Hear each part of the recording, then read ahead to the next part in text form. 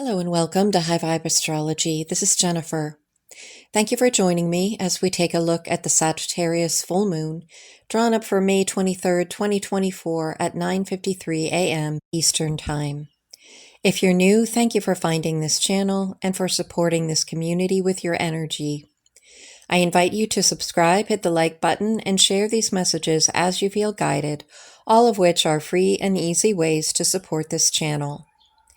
If you're tuning in for the first time, I like to explain that my style of interpretation views the astrology chart as a microcosm for the macrocosm and humanity's unfolding story.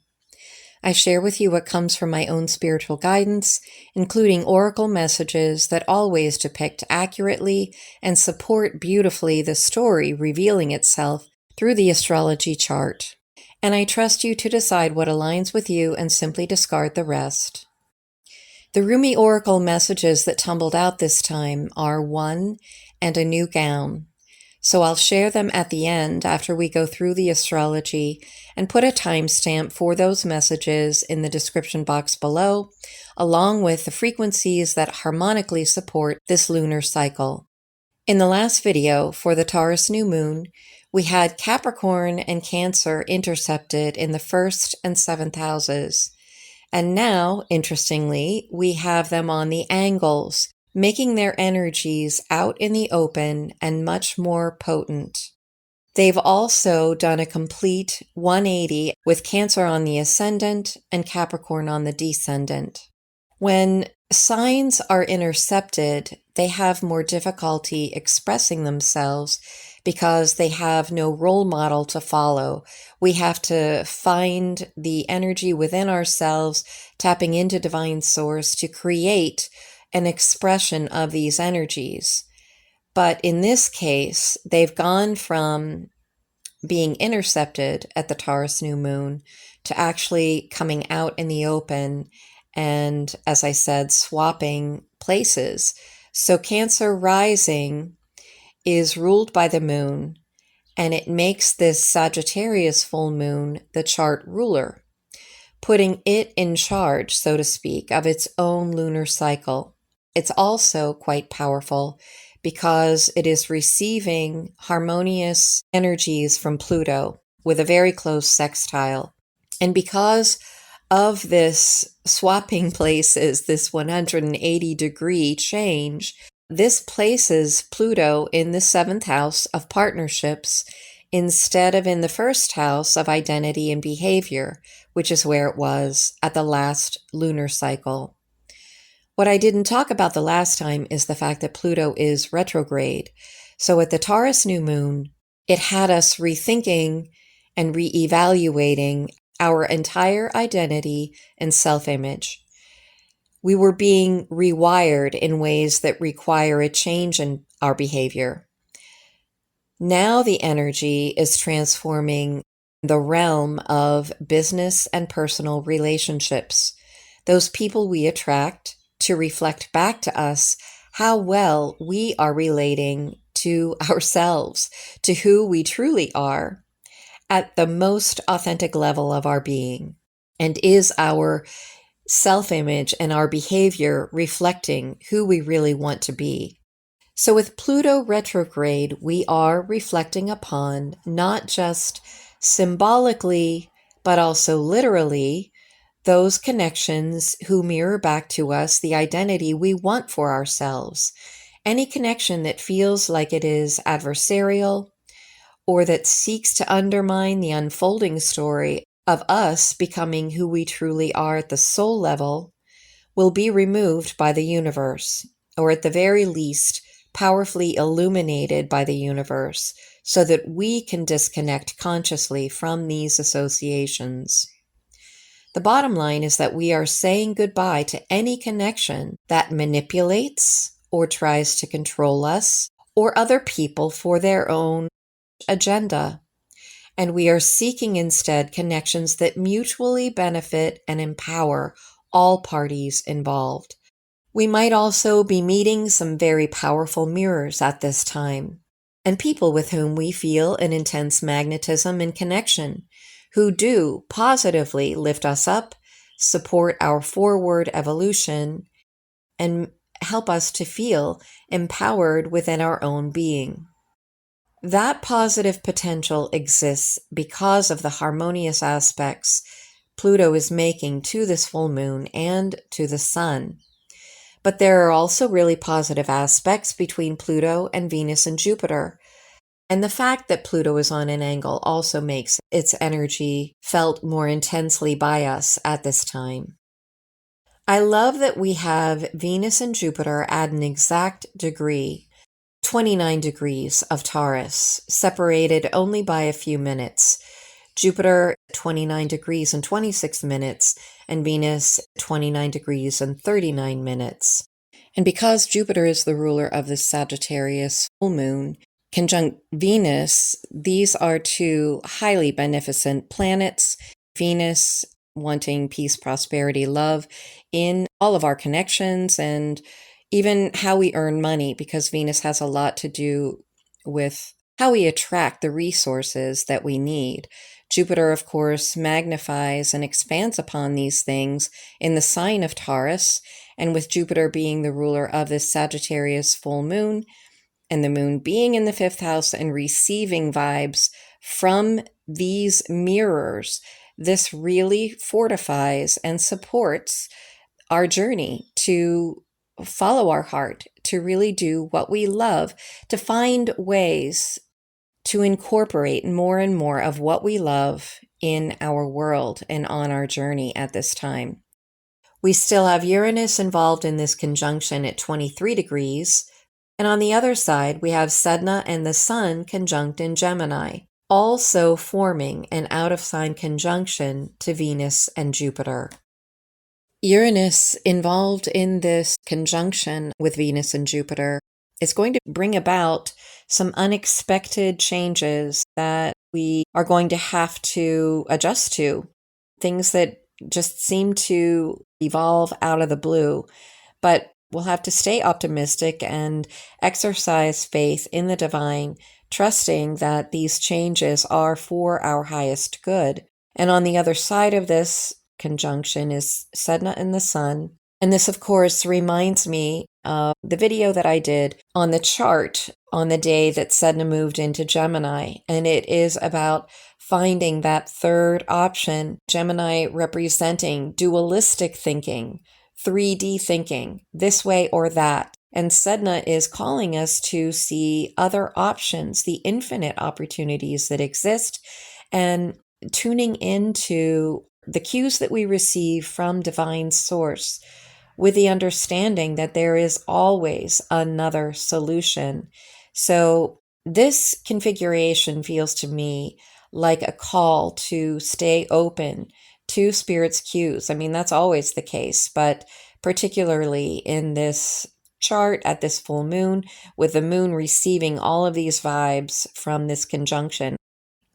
I also find it interesting, and no accident at all, that the moon placement at the Taurus new moon and this Sagittarius full moon happen to place the moon in the fifth house yet again. This is incredible because while everything else shifted, and Capricorn Cancer shifted 180 degrees as the moon went through its phases from new moon to full moon, somehow the moon magically lands in the fifth house again. It feels like the emotions represented by the moon, which might have been hesitant to express themselves in the sign of Taurus, have now gained the confidence to express themselves with the optimism of the Sagittarius sign. More importantly, at the Taurus new moon, we had a quincunx from the ascendant, the Sagittarius rising energy ruled by Jupiter in the fifth.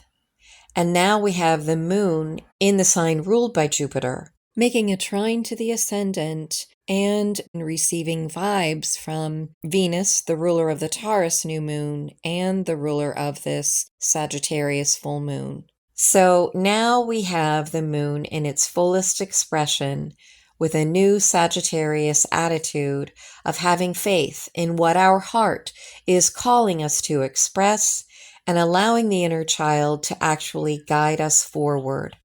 And at the last lunar cycle, we had Scorpio on the 11th house, helping us let go of certain associations or group thinking, mental concepts around groups and associations that were no longer serving us. This time around, what we're letting go of with Scorpio on the 5th house cusp is any negative thinking, any shadow tendencies within our own being that wounded our inner child, or that, we were guilted into not expressing.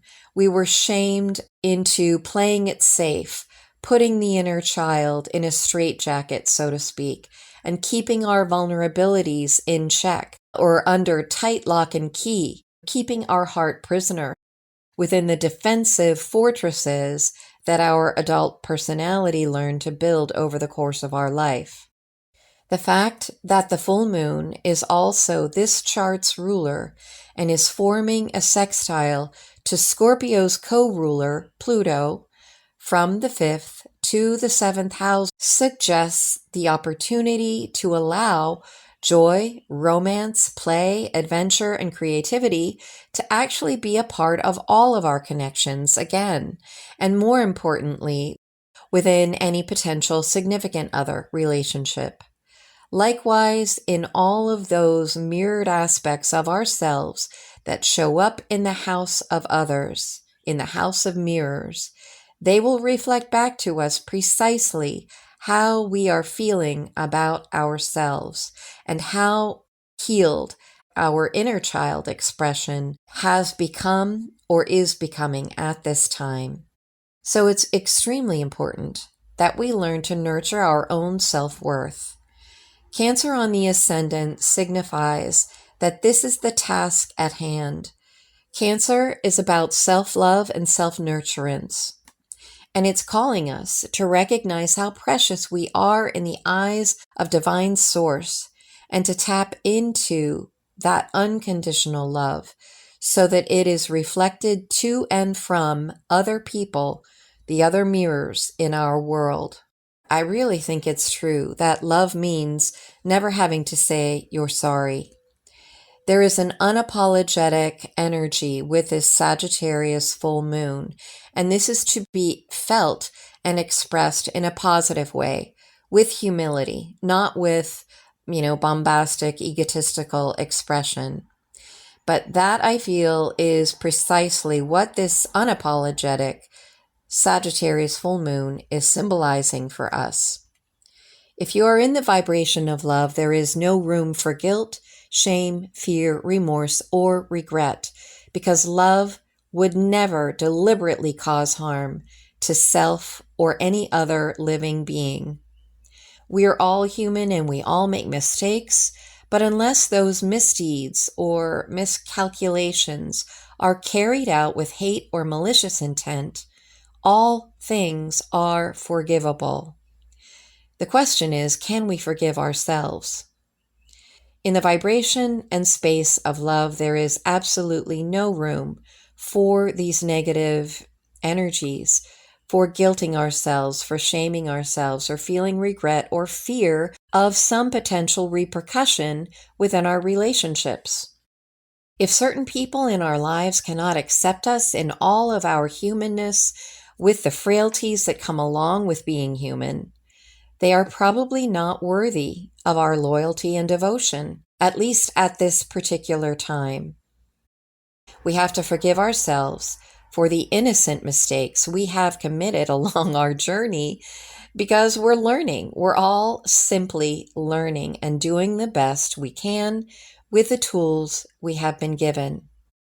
When we are able to truly honor ourselves and our journey with true humility, maintaining a soul level dignity, that is when authentic respect from and for other people becomes the norm in our world. With Scorpio on the 5th house cusp, these are the shackles that we're letting go of so that the butterfly can actually fly free from its chrysalis. I really love this chart and the energy that I'm feeling. We are reclaiming our innocence and purity at this Sagittarius full moon. Because the moon is full and forming an opposition to the sun, conjunct Sedna, Venus, and Jupiter, they are all forming a reflection to this moon, and they are feeding the emotions that we're feeling at this particular lunar cycle. This feels complementary rather than adversarial to me. It feels supportive and nurturing rather than oppositional or antagonistic. It does depend, of course, on our own personal vibration and journey at this time. But the moon is also receiving harmonious vibes from Neptune in a trine aspect and from Pluto, which I've already talked about. In addition to a harmonious connection with the moon, the ascendant also receives harmonious vibes from Neptune, Uranus, Jupiter, Venus, Sedna, and the sun. So even though we have Pluto opposing this ascendant, Pluto is also receiving the same positive energy from these planets. The majority of this council of planets, let's say, is super powerful during this lunar cycle because this positive energy is feeding into, funneling into this full moon in Sagittarius in the fifth house. This is our truth, our core nature is to be in joy, creativity, adventure, reclaiming our innocence, letting go of everything that ever tried to shame and guilt us into believing that we were anything but precious in the eyes of divine source. And this vibration of joy is lifting us up and out of the confusing maze, the confusing hall of mirrors, and that old saying, confusion comes from the devil or the darkness, our shadow, whatever label you want to use in this instance. Clarity comes from the divine and our divine connection. And I'm hearing that song. I can see clearly now the rain is gone. I can see all obstacles in my way. Gone are the dark clouds that had me down. It's going to be a bright, sunshiny day. And Leo on the second house bodes well for an abundance of self-esteem and self-worth. The ability to magnetize, to draw into and attract into our lives those people and resources who do lift us up, who feel like sunshine in our life. We can allow ourselves to earn income now, the second house energy, from a place of joy and inspiration rather than from a place of duty and obligation, and from that true space of innocence before the child became an adult with an armored heart and calcified pineal gland. I love that Sagittarius also sits on the cusp of the sixth house, which infuses our daily devotions and disciplines with an innate freedom born out of this optimism and faith, because now we have greater clarity on where we are going. We've received clarity on what it is we truly want to experience on a daily basis. Now let's talk about Mercury and Saturn. Most astrologers do not allow more than a 4 to 6 degree orb for a sextile. And if we use that orb, both Mercury and Saturn are what we consider to be unaspected. They have no connections to any other planets.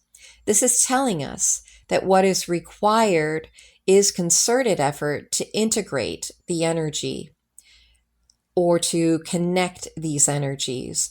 We may vacillate between extreme expressions having to do with our calling, career path, and destiny, represented by Saturn, and then on the other side with Mercury, vacillating between extremes having to do with communication, learning, 3D rational thinking, developing communication, and the ability to attune, adjust our radar with a new and bolder vision within the realm of the 10th house, our place in the community and our calling in the world. Mercury, as the dispositor of Sedna and the sun in Gemini, this represents a choice point to go this way or that. It's like 3D versus 5D in black and white. But Spirit is uniting these in oneness, and this brings in the Rumi Oracle card, one, and you'll see how that message, that oracle, truly represents the third option of oneness, of unity of consciousness, and all of these disparate parts of ourself that we feel have no point of reconciliation actually do. It's all part of who we are. Where Saturn is concerned, this energy seems to restrict our choices with limited thinking and imposed boundaries coming from the 3D. But again, Spirit is saying, I'm going to dissolve these boundaries because Saturn is in Pisces, and Pisces dissolves all of this linear thinking and the boundaries that we feel in the 3D world. It's dissolving them into unity.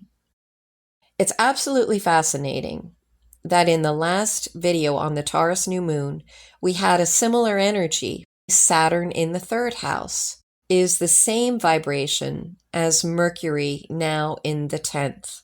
So same vibration, different signature. And just like the intercepted signs require our own unique development because we had no support, no role model to teach us those energies, in this case, we have unaspected planets, Mercury and Saturn, similar to that type of having to dig deep within ourselves to develop the expression of these energies. Uncanny similarities, but far more optimistic at this full moon in Sag than the energies we were feeling at the Taurus new moon. So now let's look at Chiron, Mars, and the North Node conjunct with each other and the midheaven, all in agreement and supporting our destiny and purpose in the world. This is the vision that will heal ourselves. Chiron is all about healing our past wounds. Mars in Aries is fortifying a bold pathway forward, and the North Node, again representing our destiny, and the midheaven, which is our calling in the world. These are all in agreement in support of the vision that we are developing for ourselves that will heal not only our own lives, but will serve as a beacon for others to be an example of healing within our own communities. Before I drew the spirit-guided oracle messages, I was looking at this astrology configuration, specifically at the top of the chart, and the way that it was dawning upon me or coming in was as a crowning for all the hard work that we've done, and also the crown chakra, where all of our experiences and all of the information Spirit is downloading gets integrated. It's where the distillation of the wisdom comes in from all the experiences we've had or are now having to give us a higher perspective. But it was coming in as both the crown chakra, where things are being unified, integrated, distilled, and also our crowning for all the shadow work that we've done, the many challenges and initiations, spiritual initiations that we have had to go through, and the entire metamorphosis that we've had to endure throughout our journey. But I find it so interesting that the word crown, crown chakra, and a crowning of our experience was precisely the word that Spirit was giving to me before I pulled the oracle messages, especially a new gown. It talked specifically about being willing to receive a new crown. This is not about superiority in any way. This is about spiritual dignity and understanding our worthiness at the soul level. So that feels like a good place to end the astrology portion, and I hope you will stay tuned for the spirit-guided oracle messages, as well as the frequencies that support harmonically this lunar cycle. Thank you so much for tuning in and for being with me on this journey, and I look forward to being with you next time. Bye for now. This is one from the Rumi Oracle. I have abolished duality from myself. I have seen the two worlds as one. One I seek, one I know, one I see, and one I call. You look for me, and what do you see? You. Am I playing games with you, holding up a mirror for you to behold God? Yes, these are games of love and truth. Look for me and find yourself, for I am you and you are me, and together we are one, playing hide and seek in love's great playground. Like molten gold poured over the furnace of divine love into a one-of-a-kind mold, you are created uniquely and of divine essence. You are both the lover and the beloved. There is no aspect of your life separate from your spiritual journey, and there is no aspect of you that is not of divine origin. So then why the frowning, the fear, or the questioning? Let me share a sublime secret with you. Let me whisper into your heart now. There is nothing to fear. All is unfolding according to the divine genius, and there is a sweet shift in store for you.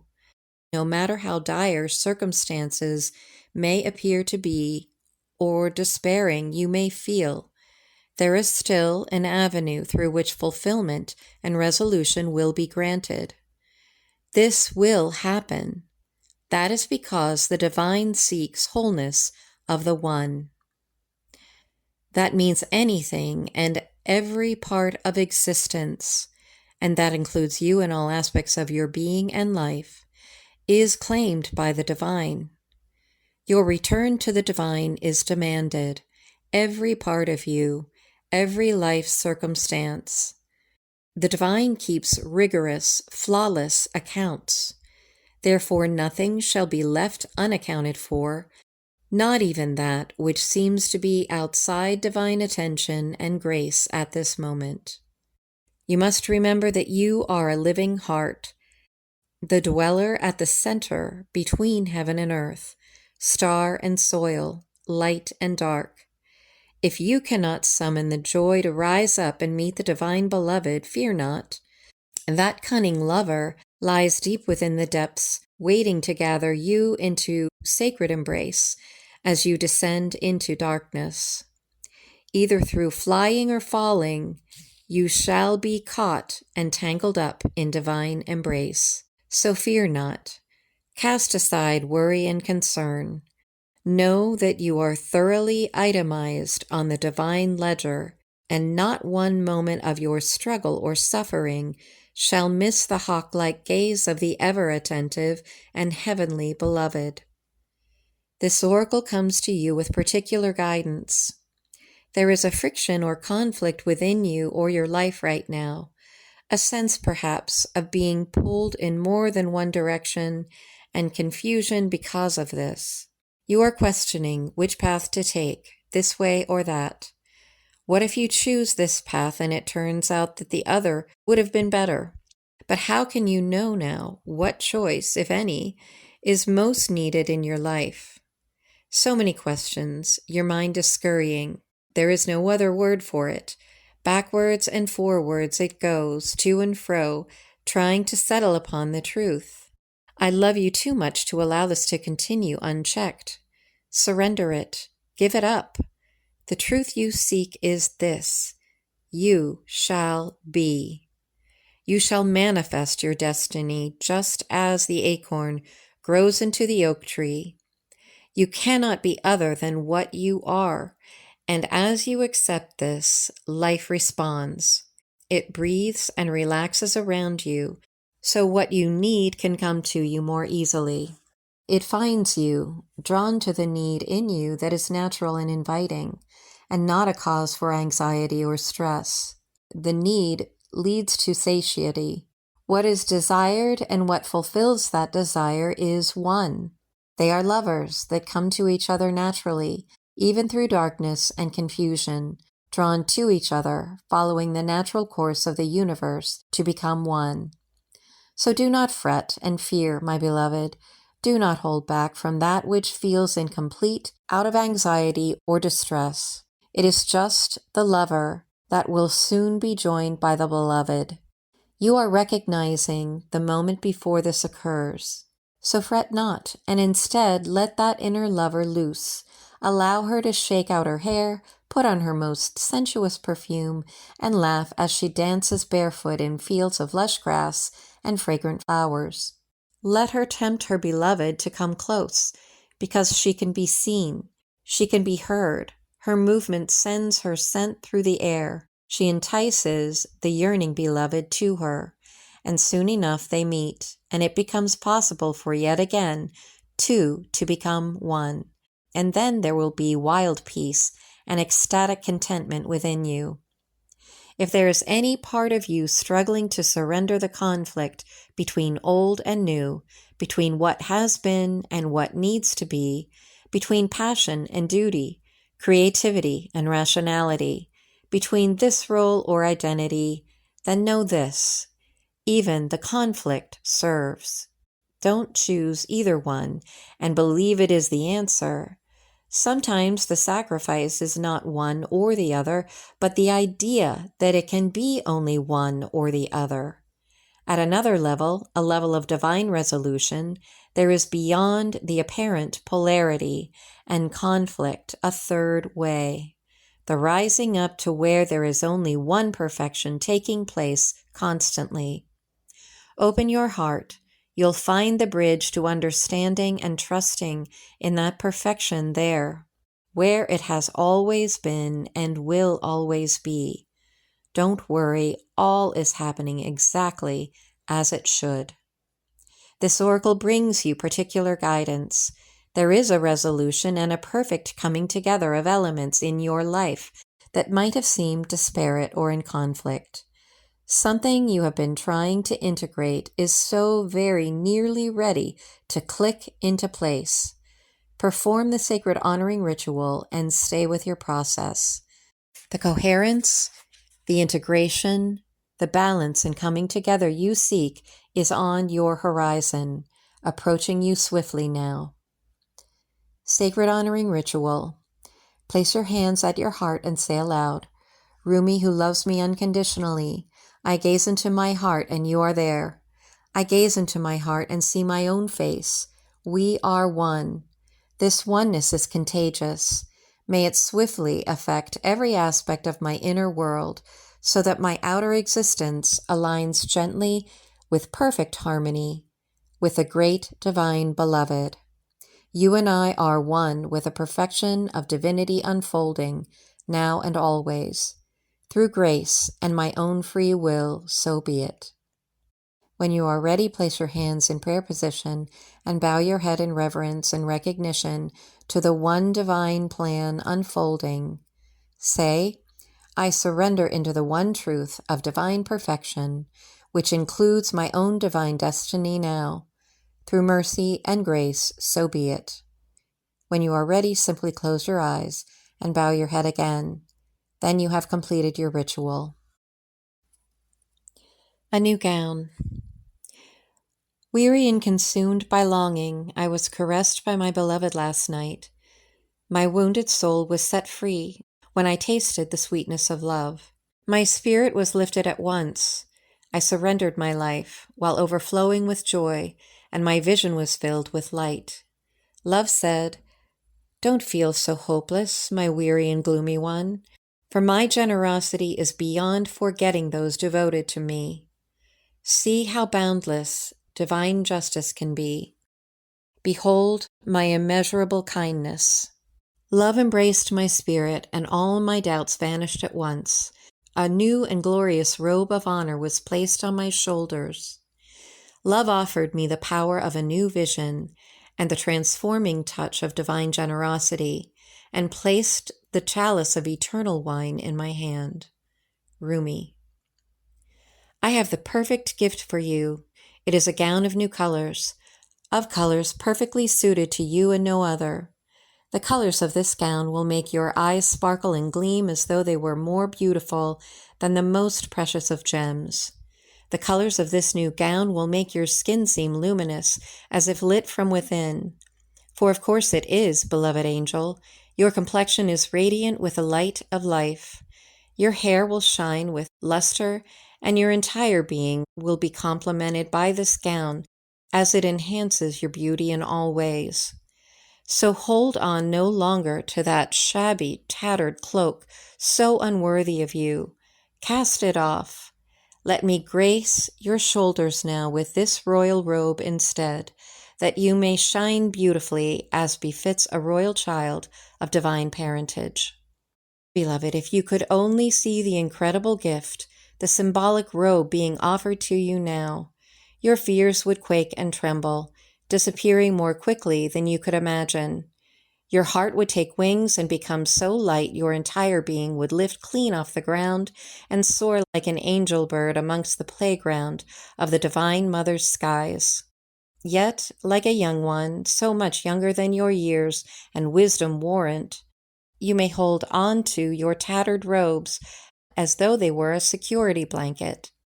Though you know it is time to let go, you may take pause and have a moment of doubt.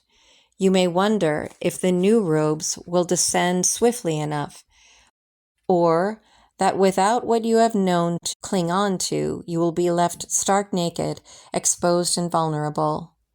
These thoughts are not worthy of your status, but perhaps you are yet to realize you are of the most sublime royal lineage, that you are worthy of a cloak of galaxies, a crown of stars, a body of sacred earth, and a voice of stirring music.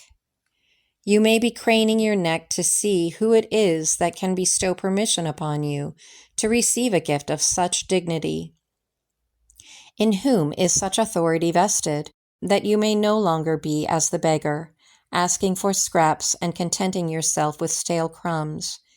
You may simply decide to shed that, stand up to walk with your head held erect and with regal grace, and assume your place at the table of divine feasting. Remember that your royal birth certificate is stamped in your heart. There is no authority required, no permission to be granted. You are what you are already, and always have been thus. All that is required from you is to realize it. This oracle comes to you with sacred portent. You are fast approaching a moment of a great leap, an evolutionary shift on your spiritual path. Your sense of yourself and your divine identity is about to be revealed and realized in a way more potent than ever before. This is wonderful. It is a divine happening. You must allow it. Do not confuse humility with humiliation. Do not humble yourself excessively. You do not have to battle with false pride either. Simply honor yourself as a living being, worthy of life, worthy of this royal path of divine realization. What a gift it is to cast aside belief in inferiority or superiority, unhelpful as those notions are for you now. What a gift instead to embrace your own path, irrespective of what any other may think, whether they hold it in glory or derision. Who cares? Not you, nor I. Your royal heritage has been revealed, and in seeing the divinity within yourself, you become blessed to see it in all beings returning to the realization of royalty within. Crazed searching outside of the heart will come to an end.